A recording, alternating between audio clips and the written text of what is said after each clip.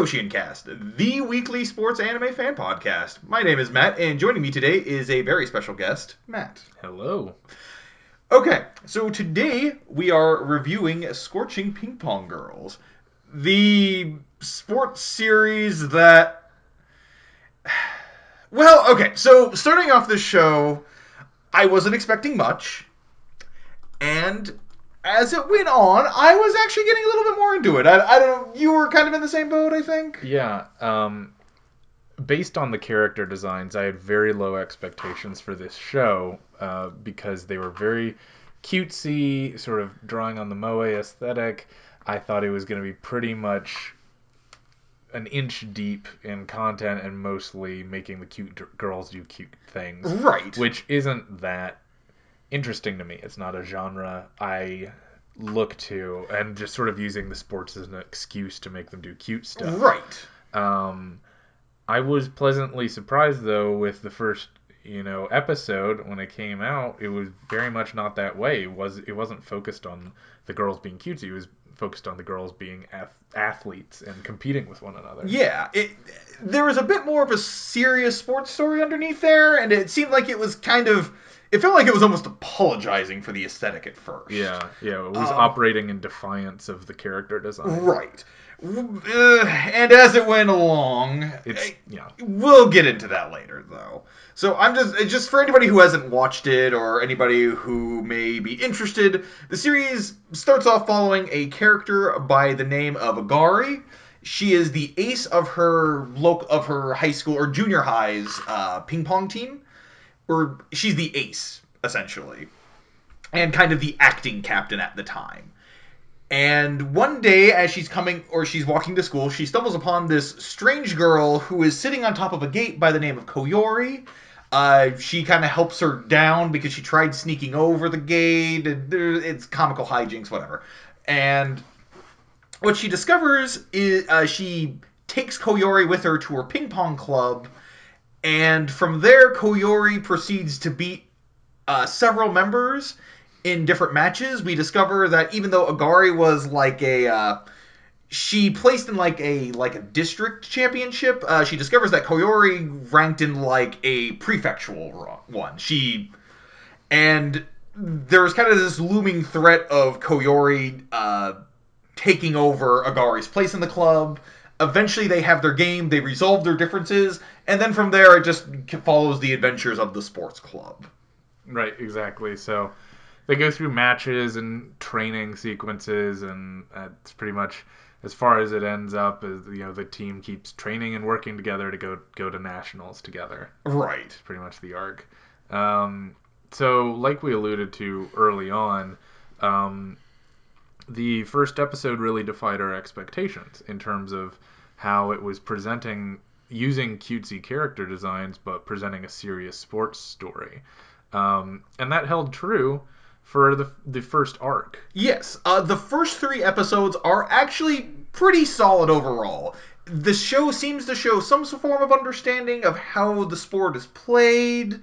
There's a lot of character drama between Agari slowly detaching herself more from Koyori. She kind of likes Koyori at first, and then as she realizes that Koyori is kind of threatening her position, the fact that she loves to be the ace. Right. She loves the attention she gets, but she also comes to realize through her game with Koyori that that she does love the sport of ping pong as well, and that she kind of lost sight of that in this sort of desire and love for attention. Mm-hmm. The problem is from there, it just becomes very... They like to try and pair up the main girls together in not any form of meaningful way. Well, yeah, it goes awry when the team captain returns. So there's this episode where they've resolved the differences between Koyori and Agari. They've decided they're going to be rivals and both compete to see who's going to be the ace. And that's when the team captain Kirika comes back. Right. And the series never really recovers after that, because what's introduced with Kirika is a lot of... Well, she spends the episode putting cat ears on all the characters and making them go nya. And she also spends the episode lying down on the character Mune Mune's breasts and calling them a breast pillow at every opportunity. And we were hoping at the time that this episode was the exception, but no, it turned out that the seriousness of the first 3 episodes was the exception, and the cutesy, kind of gross hijinks, those hijinks became the norm. Right. It became the standard, essentially. It's still mixed in an okay episode here and then. Like, if I recall, so Kirika has this whole game that she wants somebody to score a point of her within, like, 5 or so 8 points. And if I recall, her and Koyori and Agari have an okay game. I seem to recall that episode being alright.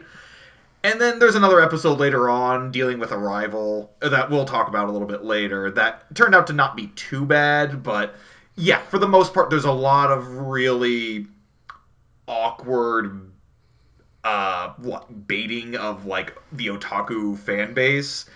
And I really should have seen it coming, considering the fact that Mune Mune's literally means breasts in Japanese. Yeah, that's what her name translates to. That is literally her name. Yeah. And I don't know. It's more awkward than in something like Keijo, where it's. At the very least, the girls are of age. Yeah, and in Keijo, they're upfront about it. Right. This one, not only is it 13-year-olds. Right. Which is something like that. I think Mune Mune and Kirika might be 15-ish. Okay, because they're either way, not okay. Yeah, not cool. But, so they're young teens, but treating them in a very sexualized way, right? And also having really cutesy character design, so it's a mix between over sexualizing them and also making them seem very childish, right? But also at the same time wanting to have this competitive sports drama feel to it, right? So it means that the way the characters are depicted is completely inconsistent from scene to scene, right? And the show can't quite make up its mind how it wants to treat them. Right. And honestly, a lot of that comes down to... Unfortunately, a lot of the characters just don't have a lot of personality to them as a result, I feel like. Because what it comes down to is that each character is reduced to a single trait about them, and the series tries to drag jokes out. Yeah, you want to give some examples? For example, the most notorious one, and this maybe should have been a warning sign for us as well, is the fact that the character Hokuto likes to refer to the girls by the type of panties they wear. Yeah. And not only that, she can tell that based on the type of rubber they use for their paddle. Yeah. And they keep it's like a one-off gag. Okay, fine, whatever. It's not funny, but I'll accept it. They keep making the joke. Well, it's literally the only way that the character Hokuto refers to any of the characters is by the color and style of their underwear. Right. Which, I don't know who along the way thought that this was really going to pull people in as compelling stuff, but it was unfortunate every time. Literally every time. There's another thing about Hanabi, this whole thing she has with if there's like a weird like hairstyle that they have, she loves to like grab it and play with it. And I think part of the problem as well, they don't really do anything different with these gags. Mm-hmm. It's one thing to have a recurring gag and do something new with it every time. That's the purpose of a recurring gag. This is just, they keep doing the same joke over and over again. I don't know. It's a shame, too, because the series kind of starts off kind of understanding how the sport is played. Like, it at least gives me the impression that it cares and wants to depict an actual sport. Yeah. This was, like, for a second there, I thought it's like, okay, this is going to be kind of the opposite of Ping Pong, the animation, where, there's this great character story there.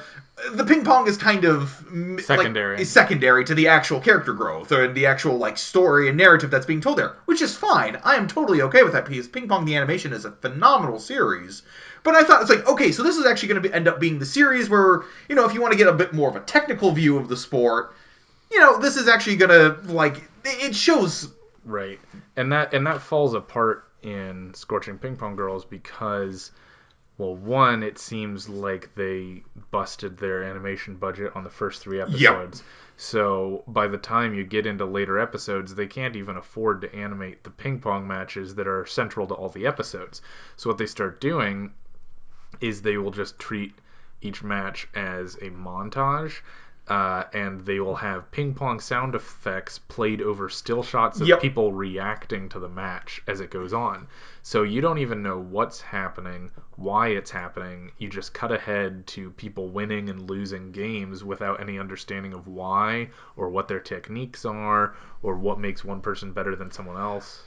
Occasionally they will have one line about what it is that they're doing a little bit differently, but there's no real explanation as to why this is such a good thing. There's no real drama in any of these later games. Basically, about towards the end of the series and the kind of the series finale or the series climax, they have this game against Mozuyama Junior High. See, the weird thing is that it's supposed to be a practice match, but they treat it as if though it's supposed to be this big match with stakes in it. Yeah.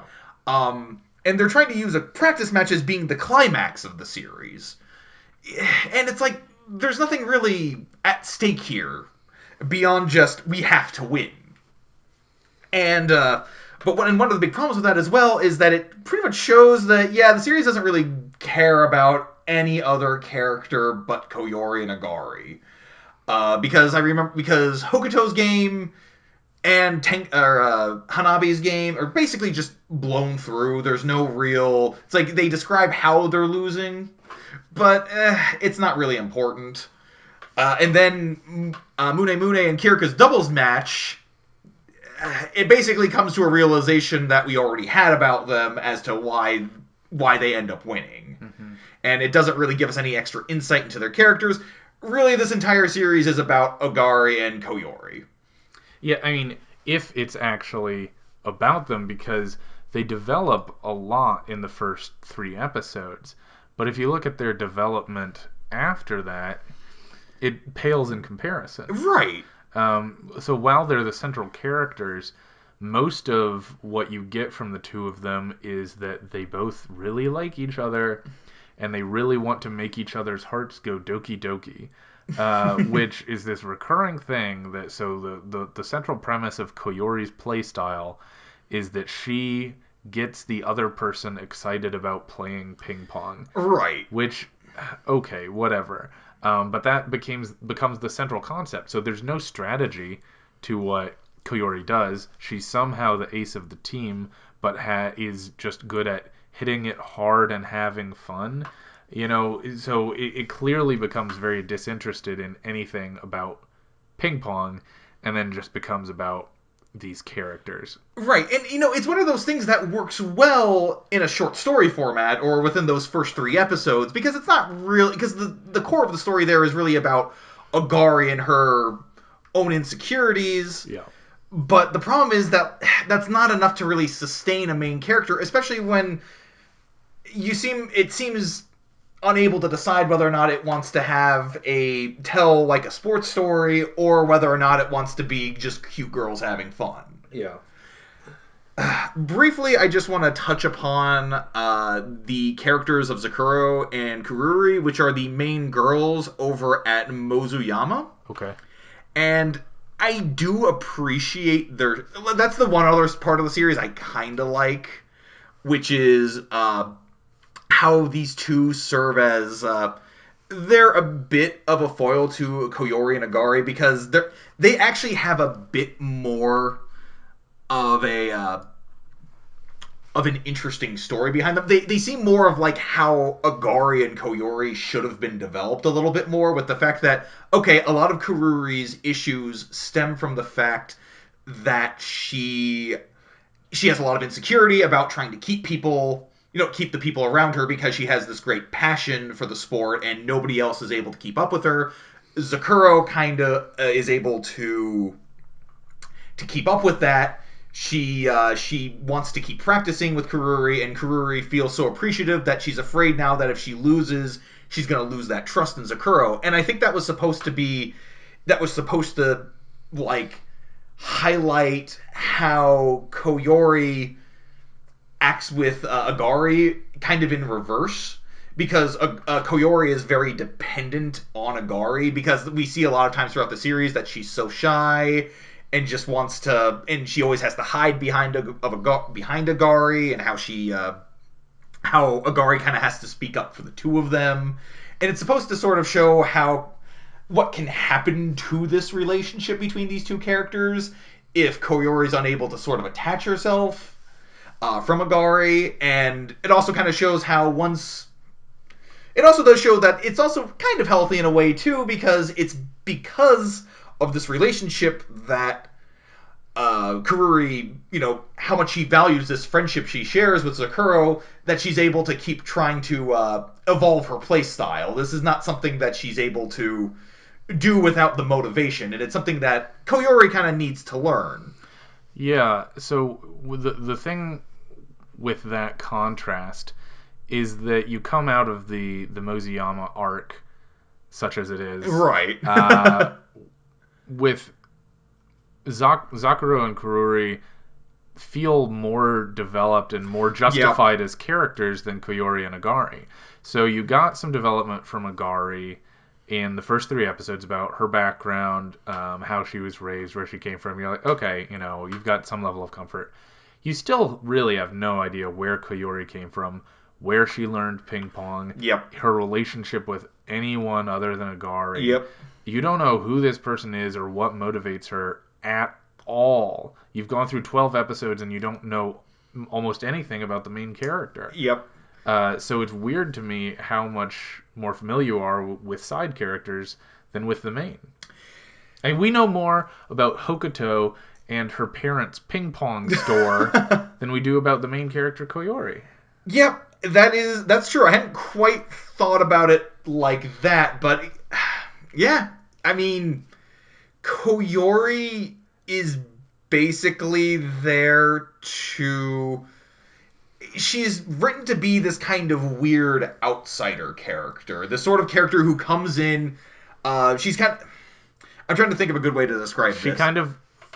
She brings out the best in everyone. Right. She's kind of supposed to be almost this weird... Not like mythic type character, but she's kind of this person that nobody...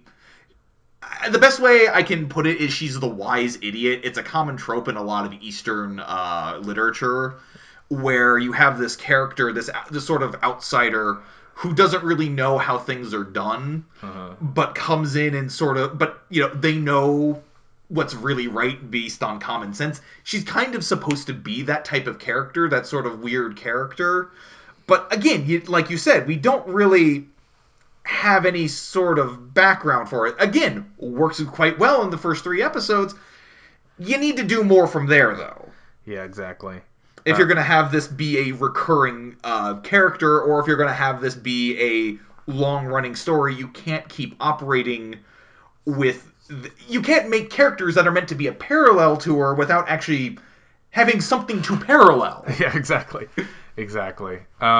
Because, and like I said, with Agari, we develop her early, but then by the end of this run of 12 episodes, her original establishment and her character arc has been undermined. Yeah. Because in the 11th episode out of 12, they introduce this past character named Kumami, who Agari has some vague relationship with that sort of undermines her whole personality. It says that this whole time Agari's really been hung up on the fact that Kumami left her behind and transferred schools and didn't play ping pong with her anymore, and this is really eating Agari up inside. But this character had never been introduced. We thought we had an understanding of why Agari acted the way she did because of the way she was raised in the first episode, but now it calls all that into question. So even the one character who was justified somewhat gets undermined because the show can't make up its mind about who these people are or what they are supposed to represent. Yeah. One thing I will say is that there's there's something I do kind of appreciate about the series doesn't do an awful job putting some of these characters together in a way. Like, I actually don't, as much as their characters bother me, I don't mind the background between Hokuto and Tenka. Mm-hmm. For example, I thought it was kind of nice to see that, you have this kind of weird, distant girl who has this very kind of almost hyper-aggressive, like, hyper-bubbly personality, just kind of take an interest in her and her life. But yeah, it just doesn't really do anything more with those characters beyond that story. Well, and that's the thing. So you got the show insists on pairing off these girls and trying to do a lot of Yuri baiting where they have such deep, close relationships, and it's left for the fanboys to imagine what that means. Right. So they pair off Tenka and Hokuto, who have this special relationship where they only talk to each other a certain way, and it's all very cute. And they have Mune Mune and Kirika, who they're the only ones who can understand each other, and they've been together since the beginning. They've got Agari and Koyori, who their only goal is to make each other's hearts go doki doki. It's just so on the nose with how it's trying to, and they do it even with the parallel. There's a lot of sort of like romantic overtones between right. Zakuro and Kururi, which again, if this series was trying to say something, right. would be interesting, but it's not. Right. It's just trying to fetishize. It's trying to get the dojins written, essentially. It wants to cleanly pair up characters that guys who with too much free time are going to want to try and draw, or, trying to practice their art, whatever. I don't mean to judge, but, they want to draw their dojins of these girls getting together. And it justifies the merch. It justifies all the extra spending on this series because the show isn't good enough to get renewed on its own merits. So the only way they're going to do it is by selling merch based on how these characters are interpreted and drawn. You never know. It could increase sales of the manga. I mean, we've already seen that that's pretty much the case with other series that I won't discuss right now. Yeah, days. Anyway, I think we've been pretty clear that this was a disappointment overall, and although it had a lot of potential to accomplish something surprising, it really fell on its face about partway through this. Yeah. Is there any particular scenes that kind of stick out in your head, man? Yeah, I mean, at its best, I would say the first match between Agari and Koyori. Right. Because it was built up for 2 episodes. You had a lot of anticipation. You had gotten to see Koyori play and sort of have Agari really nervous about it.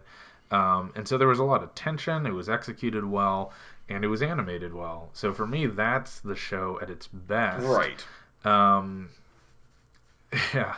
I think that I'm going to leave it there because I want to end on a semi-positive note. Yeah, I just wanted to mention that, kind of going along with that, one of the things I do remember is something I really liked about and was how Agari ended up trying to learn a smash from Mune Mune. Because, again, that was a time when the character was used well. Because we had seen Mune Mune established going up against Koyori, and we knew that she had a really fearsome smash. Whereas Agari was trying to learn that from Mune Mune in order... so we already have Mune Mune's ability established. So it's a pretty natural progression then for Agari to go on and try and kind of get some new abilities in order to deal with Koyori. Again, that's the sort of setup that a good sports series does. Mm-hmm. And so yeah, pretty much those first 3 episodes. Anybody you would recommend this to? Who would I recommend Scorching Ping Pong Girls to? Well, I think I'm gonna split my recommendation. Because, like we've said, we like the first 3, and I'd prefer to just treat it as a separate show. That's fair. So I would recommend the first 3 episodes to anyone who wants to see proof that it is possible to make an anime centered on a girls' team that is a traditional sports anime. Right. That can execute those themes and motifs well. Because oftentimes when you have sports anime that are centered on women, it ends up not really being about the sport, being about other stuff, and not being very interested in a traditional sports anime theme. And so the first 3 episodes to me were proof that it is possible. Clearly, they fumbled in their execution. Yep. As they went on, but they could have done it. Yeah. They had all the pieces there to do a traditional sports anime. They just didn't. So this to me is proof that it is possible. The first 3 episodes still hold their own. So I'd recommend those.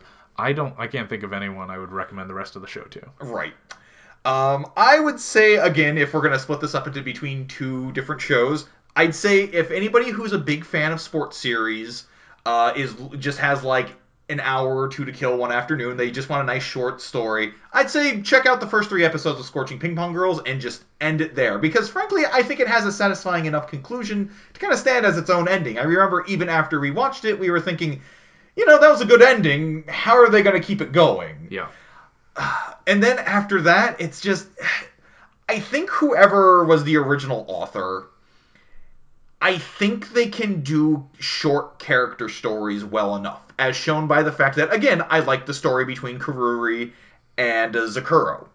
I don't mind a lot of the story between Hokuto and Hanabi. Kirika and Munemune, I don't really need their story. But, I think he or she, I'm going to assume he, has some talent there. But it just gets so muddled in garbage. Gosh, what a frustrating show. Yeah. So you would recommend the last 9 episodes to... No one. Okay. We're on the same page then. Well, okay, Matt. I appreciate you coming on, as always. It is my pleasure. All right. Would you mind just hitting the credits? I would love to. Our logo design is by James Ratcliffe. The theme music is Fly High by Burnout Syndromes, covered and performed by Luke Bartka. You can follow KoshienCast on Facebook, YouTube, and Twitter, and our email is kosiencast@gmail.com. Make sure to subscribe, rate, and review. We will be back next week with the best and worst from the world of sports anime, and until then, keep training.